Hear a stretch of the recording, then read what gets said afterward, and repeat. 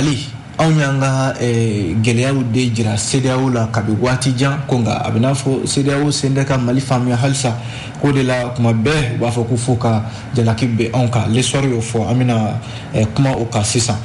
ale l'histoire kelen konna la limana o jamana fama ko ka bado anga la dala tigla maula min bi talike mamunun be ni olu de ye Mali la yanno ni seko ni don ko tigla mawdo limana abina fo korole angana nyina oko sabu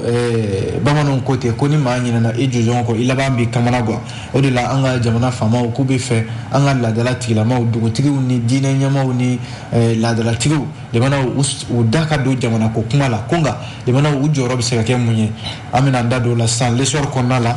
o mana boy no l'indépendant fana kuma na l'indépendant ya jira ka fo ni wati na kuma dama do ba konala ko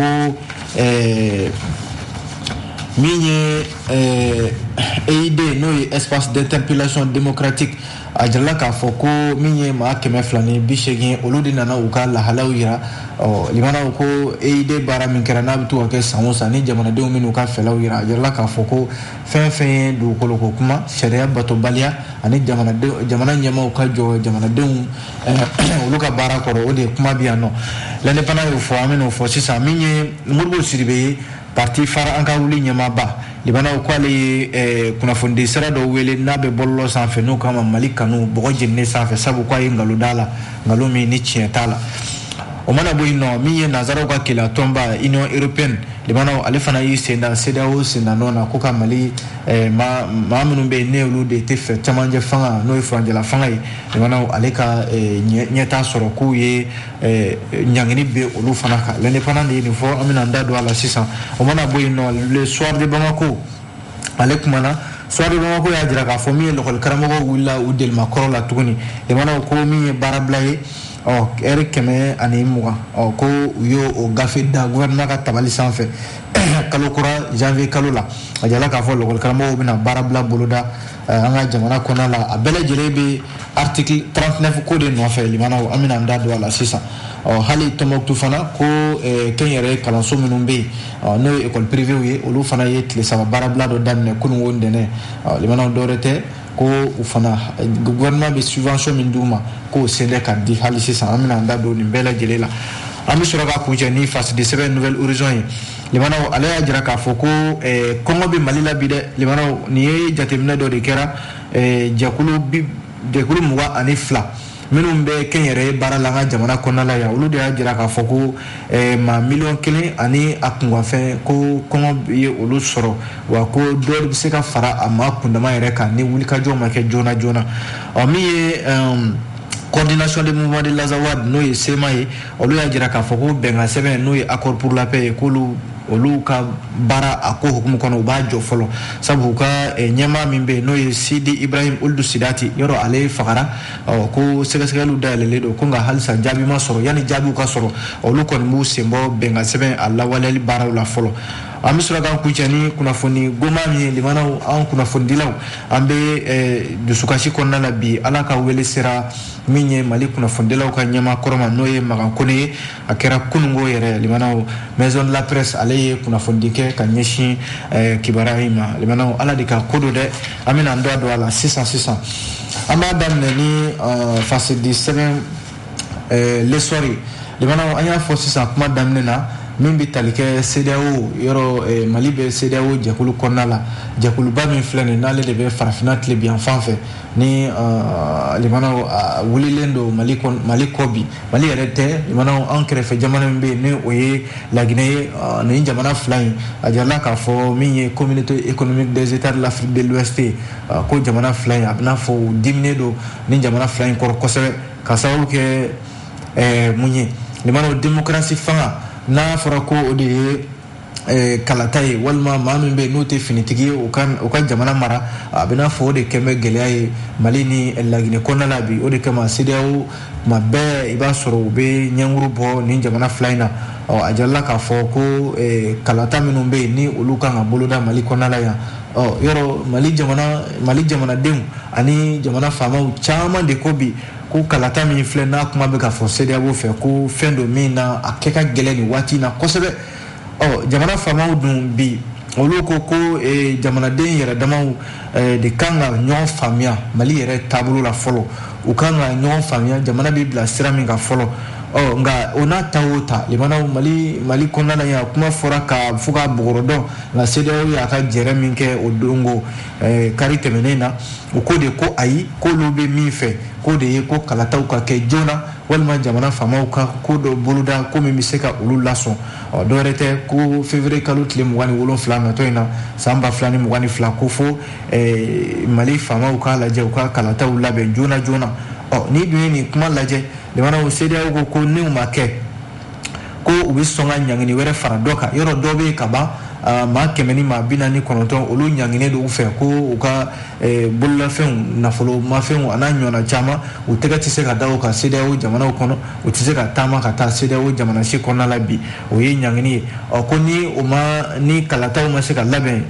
février kalo min n'o fɔra ko n'o ma kɛ ko CEDEAO ko k'u na dɔ fara ɲangi wɛrɛ kan min bɛ tali kɛ janvier kalo tile fɔlɔ san 2022 lesor ka kuma la ale lesor kelen ka kuma na halisa a y'a jira k'a fɔ n'i ye maliden kelen-kelenna lajɛ bi limanaw min b'a fɔ ko n bɛ fɛ yɛlɛma ka boloda Mali kɔnɔ n bɛ fɛ fɛn fɛn ye jamana ka basigi n bɛ fɛ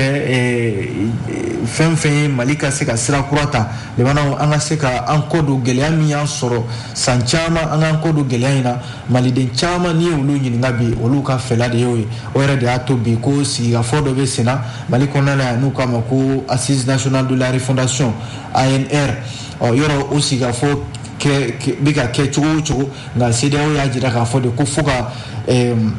sira di olu ma n'o ye chronogramme dɔ ye k'a fɔ de k'u ka kalata labɛn o kɔnɔna la limanaw maliden caman dun ko bi ko olu mago bɛ malikura ko in de la malikura dun tɛ se ka jɔ limanaw fo jamanaden bɛɛ lajɛlen ka ɲɔgɔn faamu o ɲɔgɔn faamu min n'o baara bɛ sen na dɛ CEDEAO bɛ cucu la Mali kɔ halisa ko fo ka kalataw labɛn lesor ka kuma don dɛ limanaw a ko min bɛ tali kɛ janvier kalo san 2022 o min bolodalen don bi yɔrɔ an ka jamana faama n'o ye colonel Assimi Goïta ye ale yɛrɛ tun ye lɛtiri dɔ ci o n'a ta o ta limanaw ka CEDEAO maaw lasɔmi k'a f'u ɲɛna a y'a lajɛ tiɲɛna n kɔni bɛ fɛ ka baara kɛ nka n bɛ lɛtiri min ci aw ma nin ye o ye de k'a fɔ a y'aw muɲu dɔɔni janvier kalo min natɔ filɛ nin na gafe min bɛ yen min b'a jira a kɔnɔna la k'a fɔ an ka baaraw taabolo filɛ nin ye an bɛ taa nin sira in fɛ an bɛ taa nin sira in fɛ ko nka o n'a ta o ta halisa bagabagali bere de bɛ CEDEAO bolo ka ye an ka Mali kɔnɔ lesor bɛ fɛ ka mun fɔ yan limanaw o de k'a fɔ Mali jamana faamaw ni malidenw ye fɛn o fɛn fɔ u ka gɛlɛya la jamana kɔnɔna la ko a y'a to an yɛrɛ damaw ka bɛn an ka gɛlɛya la fɔlɔ an ka fura ɲini a la o kɔ n'a bɛ dɛmɛ min kɛ a k'o kɛ walima n'a bɛ ɲangini min kɛ a k'o kɛ ko CEDEAO sen bɛ ka o si de kɔnɔ o don yɛrɛ sɔnna ma k'a fɔ u ka jɛrɛ min kɛra o don ko k'a fɔ ko lakanabaliya ɲɔɲɛnen don Sahel jamanaw kɔnɔ n'i ye Niger ni Mali lajɛ ani Burkina limanaw ka taa se Nigeria fanfɛlaw ma i b'a ye k'a fɔ lakanabaliya bamacimaw de bɛ ka nin yɔrɔ bɛɛ lajɛlen kɛ u sen nɔ ye o bɛ ka bunadamadenw bɔnɛ u ni na ni CEDEAO kan ka gɛlɛya furakɛ limanaw kan ka u gɛlɛya furakɛ ko nka ka tugu ni jamana ninnu kɔ ko f'u ka kalata labɛn ni lahala in kɔnɔna la bi Mali jamana faamaw kɔni y'a jira k'a fɔ fɛn de don min kɛ ka gɛlɛn kosɛbɛ ka kala ta ni lakanabaliya in kɔnɔ ani ka politiko gɛlɛya min bɛ nin jamana ninnu kɔnɔ ni sigikafɔ ma kɛ ka maaw don da kelen fɛ ka bɔ da kelen fɛ limanaw ka kala ta nin cogoya la CEDEAO k'a bɛna fɔ hali sisan Mali kɔni y'a ka gɛlɛya fɔ nka u ma se ka gɛlɛya in de faamu lesor de ka kuma don dɛ limanaw yan'an ka bɔ lesor kɔnɔ a y'a jira k'a fɔ ko an ka laadala maaw o bɛ tali kɛ dugutigiw diinɛ ɲɛmaaw min ye an ka kokɔrɔ dɔnbaw ye yɔrɔ Mali kɔnɔna la yan i mana Mali tɔgɔ fɔ ka ban limanaw min ye seko ani dɔnko ye ani an ka kokɔrɔw Mali dɔnna ni o de ye diɲɛ ɲɛfɛ maa minnu bɛ yen ni olu de a ko koɲɛ bɛɛ bɛ olu bolo dugutigiw ni laadalatigiw ni an ka diinɛ ɲɛmaaw olu da bɛ se ka don jamana ko la cogo min na sabu a jarala k'a fɔ Mali furadama fo ka se bi la o de tun bɛ yen nɔ n'i ye jamana ko ta k'a lajɛ limanaw i b'a sɔrɔ maa hakili juru cannenw minnu bɛ yen ni olu ye bɛ fɛnfin jeninen dɔn olu ko bɛ ta ka da olu de kɔrɔ lesor ka fɔ la o de baara bi ka labɛn an ka jamana faamaw fɛ o de y'a to u ye novembre kalo tile 11 ta k'o kɛ don kɛrɛnkɛrɛnnen ye ka ɲɛsin an ka laadala tigilamaw ma o don kɛrɛnkɛrɛnnen min n'o taara ka di u ma jamana faamaw fɛ a kɛra conseil des ministres dɔ de senfɛ min ni premier ministre ale ye min ye an ka laadala tigilamaw u ye ɲɔgɔn ye min kɛ o de kɔ jamana u ka sɔrɔ ka nin hakilila in ta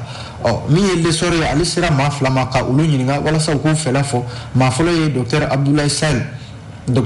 Sall ale ye CRI 2002 o ɲɛmɔgɔ de don ale ka fɔla ko ɲuman don wa k'a bɛ se ka kɛ nafaba de ye an ka laadala kow ma wa a bɛ se ka fangaba de don Mali yɛrɛ ka min ye démocratie fanga n'o ye bɛɛjɛ fanga ye walasa docteur Abdoulaye Sall y'a jira k'a fɔ k'a bɛna fɔ nin ye ka Mali don daba dɔ de fɛ wa nin ye ka min ye an ka tiɲɛ min tora an ye limanaw n'a fɔra k'a fɔ Mali donna ni fanga belebelebaw ye i n'a fɔ empire du Mali, empire Songhai, empire du Ghana limanaw nin bɛɛ lajɛlen kun ye Mali dɔfɔw ye nin bɛɛ lajɛlen mun to anw ye limanaw o ye an ka kokɔrɔw minnu bɛ ni o kɛra jamana yɛrɛ jɔsenbaw ye minnu kɛra sababu ye bɛɛ lajɛlen bonya ta ka da Mali kan o de sababu la a ka kan bi ni Mali ko kuma bɛ fɔ ni jamana yɛrɛ jɔli ko kuma bɛ fɔ min ye an ka laadala tigilamaw ye an k'an kɔfilɛ u la kumada ka di u ma jɔyɔrɔ ka di u ma u fana ka se k'u fɛla fɔ jamana kɔnɔ docteur Abdoulaye Sall y'a jira k'a fɔ n'i ye an ka baarakɛyɔrɔw lajɛ i n'a fɔ minnu bɛ yen ni olu ye jamana yɛrɛ jɔsenbaw ye kɛrɛnkɛrɛnnenya la e ka taa an ka kuma tigiw n'o ye jeliw ye limanaw i b'a sɔrɔ numulakaw bɛ yen min ye jeliw minnu ye kuma tigiw ye olu bɛ yen n'i bɔra yen nɔ i ka taa min bɛ tali kɛ mɔni la ani kungo kɔnɔnaw i b'a sɔrɔ donsow walima bozow olu bɛ yen nɔ bozow ni sɔmɔnɔw i b'a sɔrɔ olu bɛ ka o baara kɛ o ye Mali kokɔrɔw ye hali i mana golo dilannaw i b'a sɔrɔ a bɛ fɔ minnu ma ko garangew limanaw olu de b'o baara kɛ o n'a ɲɔgɔnna caman hali mana taa an ka diinɛ yɛrɛ bunakun ka kɛ diinɛ min bɛ yen ni limanaw i mana kuma fɔ ka ban i hakili bɛ jigin silamɛya kɔrɔlenw walima kerecɛnya kɔrɔlenw na ani diinɛ wɛrɛ kɔrɔlenw limanaw a jirala k'a fɔ ko nin bɛɛ lajɛlen ye fɛn ye bi min bɛ se ka kɛ an disi gosi fɛn ye o ye Abdoulaye Sall CRI 2002 ale ka hakilila ye min ye professeur Ibrahima Ndiaye ye ale fana y'a jira k'a fɔ ko ɲuman don dɛ ko nka limanaw fɛn kelen bɛ yen f'an k'u bila an k'u fana ba don o la o ye k'a fɔ maakɔrɔ ninnu an k'u lamɛn n'an sera k'u lamɛn ka baara kɛ n'u ka hakilila ye tiɲɛ don jɔyɔrɔ bɛ d'u ma nka i tɛ se ka jɔyɔrɔ di maa ma ka tila k'a fɔ aya k'a sigilen to yen ten o fana tɛ se ka kɛ ni kuma diraw ma walima ni jɔyɔrɔ diraw ma ayiwa jamana baara filɛ nin ye aw kɔni fana a hakilila kan ka ta a la n'o kɛra n'an y'u lamɛn ka baara kɛ n'u ka hakilila ye a dɔ bɛ dɔ la limanaw Mali ye gɛlɛya minnu sɔrɔ don tɛmɛnenw la gɛlɛya ninnu bɛ se ka ban n'o tɛ ko n'i y'an ka kokɔrɔw lajɛ limanaw i b'a sɔrɔ fɔlɔfɔlɔ min bɛ tali kɛ dugu misɛnnin minnu bɛ yen ani dugubaw i bɛ taa sɔrɔ jɛkuluw bɛ yen nɔ minnu kalifalen don jɛkulu la i n'a fɔ kamalentɔnw sunguruntonw ka taa se donsokuntigitɔnw kan ka taa se ɲamakalakuntigiw o n'a ɲɔgɔnna caman i b'a sɔrɔ an ka kokɔrɔw kun kalifalen don ninnu na bɛɛ n'i jɔyɔrɔ don nka limanaw professeur Ibrahima Ndiaye ka fɔ la tiɲɛ don min ye dugutigiw ye donsokuntigiw n'a ɲɔgɔnnaw a fɔra ko ka jɔyɔrɔ di u ma jamana kɔnɔna la nka limanaw a ka kan jɔyɔrɔ min bɛ yen n'o kan ka di u ma o y'u yɛrɛ ni jɔyɔrɔ min ka kan k'a fɔ de ko an ka jamana maracogo kura min b'an bolo bi n'o ye nanzaraw ka maracogoya ye ko ka o don an ka laadala tigilamaw kɔrɔ o fana tɛ o tɛ se ka kɛ ko taabolo ye a ko don dɔ la an bɛ se ka fili nka a ka fɔ la ko min ye Ibrahim Bokar Keita ale ka waati la ale tun bɛ fɛ ka baara dɔw boloda n'o de ye an ka wasabulon kɔnɔna la ko ka sénateur jɔyɔrɔw ko k'o di an ka laadala tigilamaw ma ko n'an kun y'o kɛ limanaw k'an kun bɛ fili sabu an ka maracogo ani nanzaraw ka maracogo kelen tɛ min kan ka kɛ sisan professeur Ibrahima Ndiaye ka fɔ la a ko jamana faamaw kɔni ye nin ko min kɛ nin ye ko ɲumanba de don ko nka u k'a dɔn k'a fɔ an ka dugutigiw n'an ka laadalatigiw ni diinɛ ɲɛmaw ni jɔyɔrɔ bɛ d'u ma jamanaw a ka kɛ u yɛrɛ bɛ jɔyɔrɔ min fa a kana kɛ an ka jamana maracogo kura in ye nka jɔyɔrɔ ka di u ma u yɛrɛ b'u yɛrɛ ye jɔyɔrɔ minnu kɔnɔna la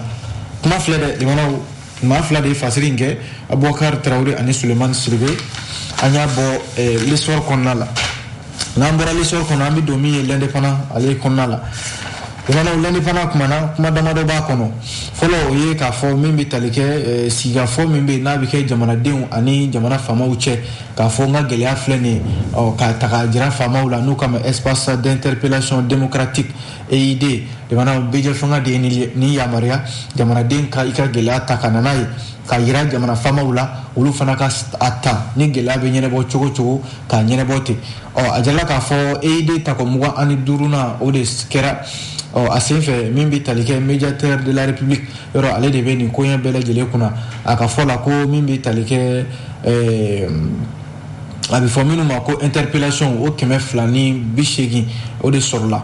ko olu la min ye 53 ye o sera ka ta ka baara kɛ n'o ye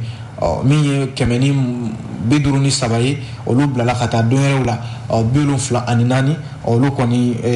olu bɔra la ka sababu kɛ ko olu n'a fɔ min laɲini min kɛra u fɛ o tɛ olu kɔnɔna la l'indépendant ka fɔ la ko nka n'i ye nin laɲini ninnu bɛɛ lajɛlen lajɛ jamanaw dɔwɛrɛ tɛ dɛ dugukolo ko kɛlɛ sariya ma labato a labato cogo la walima jamanaden ka hakɛ walima ko jamana foroba baarakɛlaw kan ka baara min kɛ jamanadenw ye nin bɛɛ lajɛlen ye gɛlɛyaw ye minnu sen tɛ ka kɛ a jala k'a fɔ hali sugubolo minnu bɛ yen n'o ye marché publicw ye o n'a ɲɔgɔnna caman i b'a sɔrɔ i bɛ danaya da dɔ kan i n'a bɛ baara kɛ ɲɔgɔn fɛ contrat ko la a bɛ bɔ i jigi kɔrɔ nin bɛɛ lajɛlen ye a la gɛlɛyaw ye a jala k'a fɔ ninnu de ye gafew ye minnu taara ka na da min ye médiateur de la république ale yɔrɔ o la sa limanaw min ye décembre kalo tile 10 ye ale bɛ bɛn don kɛrɛnkɛrɛnnen ma diɲɛ kɔnɔ hadamadenw ka hakɛ bɛ lafasa don min na o de la u ye nin don in kɛrɛnkɛrɛn mali la yan nɔ k'a kɛ don ye walasa maaw ka hakɛw maaw ka tɔɲɔni min dara maaw kan u ka se ka kɛ sɛbɛnw ye ka na n'a ye jamana faamaw yɔrɔ o de la ko espace d'interpellation démocratique baara min kɛra a kɛra jamana faamaw yɛrɛ ɲɛna sabu premier ministre Choguel Kokala Mayiga ale tun bɛ yen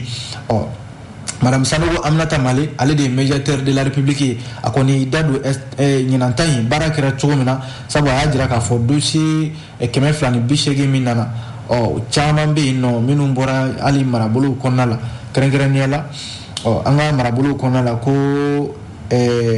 Madame Sanogo Aminata Male ka fɔ la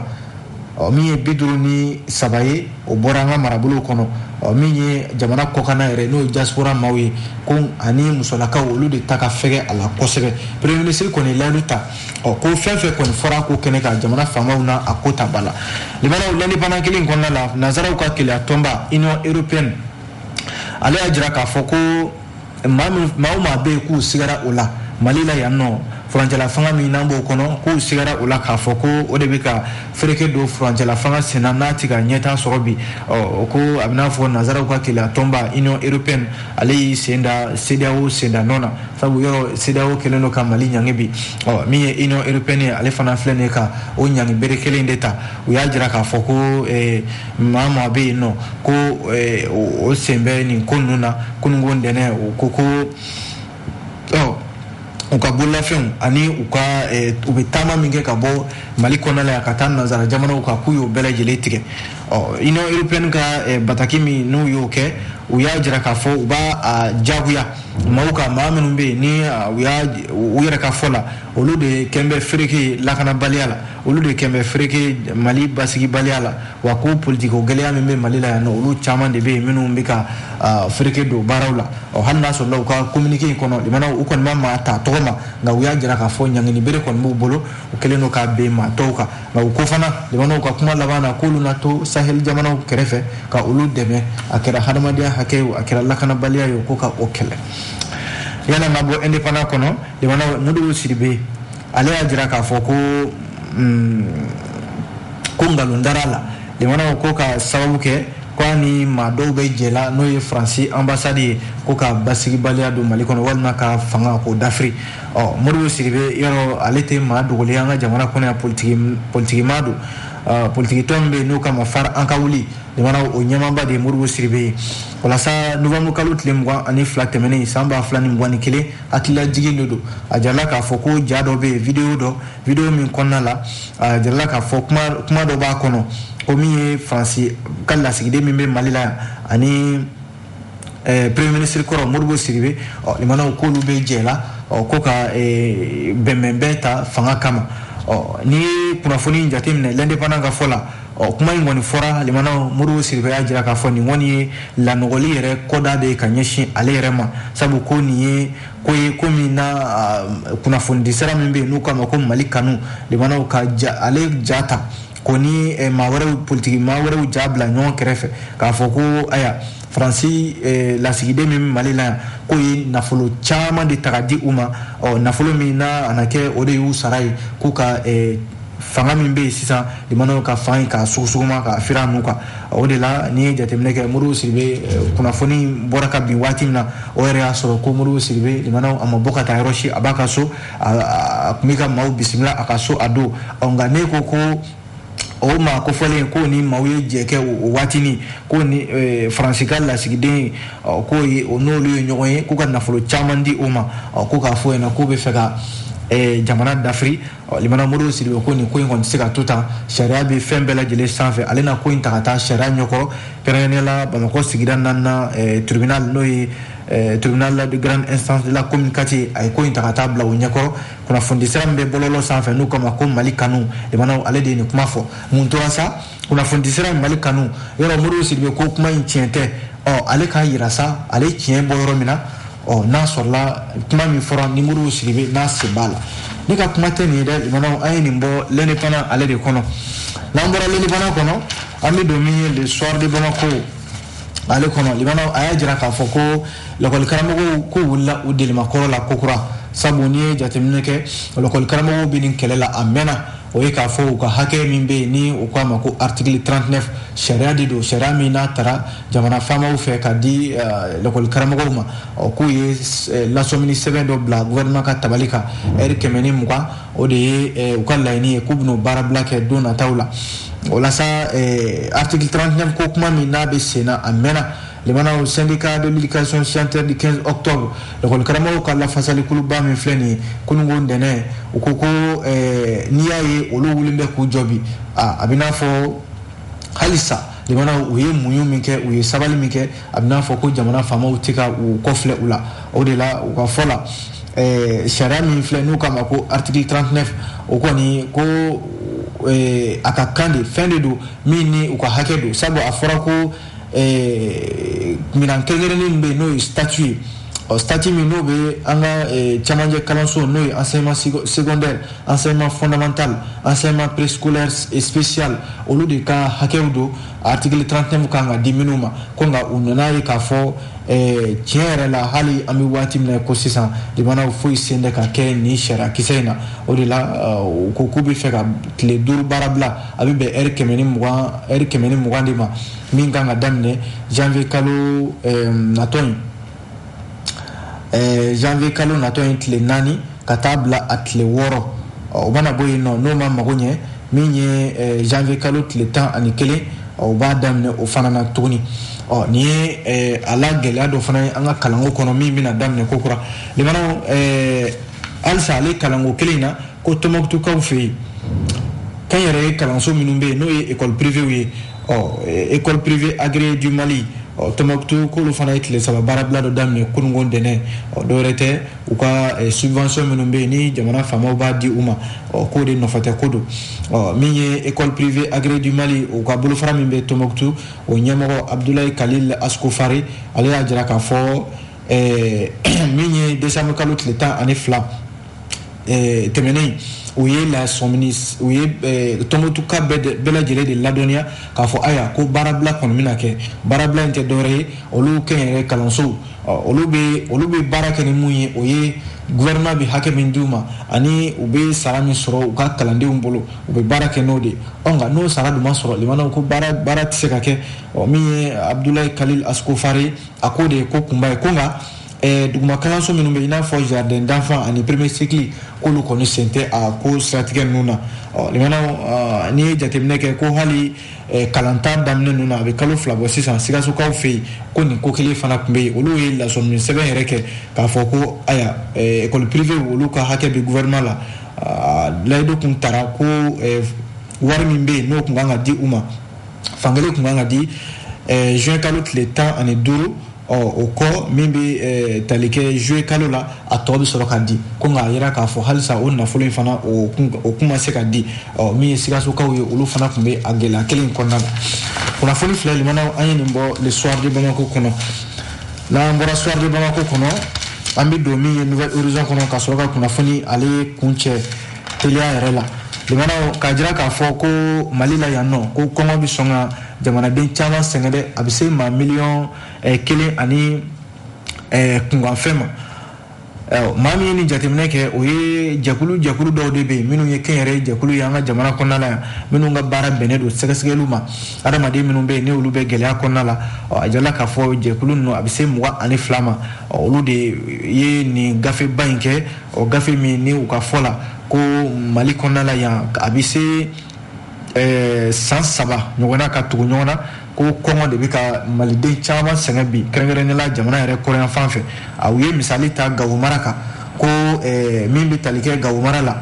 ko min ye waati yɛlɛma kɔlɔlɔ ye ani coronavirus fo ka taa se sɔrɔ yɛrɛ yakubayali ma o kɛra sababu ye Gawo mara la min ye kɔngɔ ye ka juguya ye kosɛbɛ wa Gawo yɛrɛ dɔrɔn tɛ Mali kɔrɔyan fan fo ka na se jamana camancɛ bolo ma ONG minnu filɛ nin n'a bɛ se 22 ɲɔgɔnna ma u y'a jira k'a fɔ u ye nin sɛgɛsɛgɛli min kɛ ni wulikajɔ ma kɛ joona maa minnu bɛ yen n'olu ye jamana faamaw ye u ni dɛmɛbaw u k'u bolo di ɲɔgɔn ma joona walasa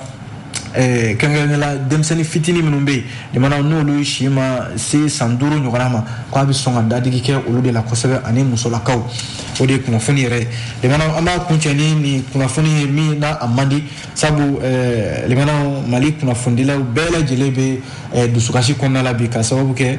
ala masaba ala ale ka wele sera min bɛ tali kɛ an ka kunnafoni soba n'o ye maison de la presse o ɲɛma kɔrɔ n'o ye Makan Kone ye limanaw ale ma kunungo walasa maison de la presse yɛrɛ ale ye bataki kɛ ka ɲɛsin an baarakɛɲɔgɔn in ma n'o ye Makan Kone ye min bɛ tali kɛ kunnafoni so min bɛ yen n'u k'a ma ko journal Nouvelle Libération o ɲɛmɔgɔ don radio Rempart o fana ɲɛmɔgɔ don an bɔra ala de yɔrɔ limanaw ala an bɛ segin ale de yɔrɔ kunungo ntɛnɛn o kɛra don kunnama ye kosɛbɛ Mali kunnafonidila bɛɛ lajɛlen yɔrɔ ala de ka ko don Makan Kone limanaw ale kɔni ye diɲɛ to an ye an bɛ dugawu kɛ limanaw ala ma hinɛ n'a la a fɔra min kɔ si la ala k'o di a kɔmɔgɔw ma walasa an bɛ kunnafoni jɔ yan Nouvelle Horizon de y'a fɔ limanaw k'aw fo k'aw waleɲuman dɔn an b'a fɔ a k'an bɛ sini ni kɛnɛ kelen kan.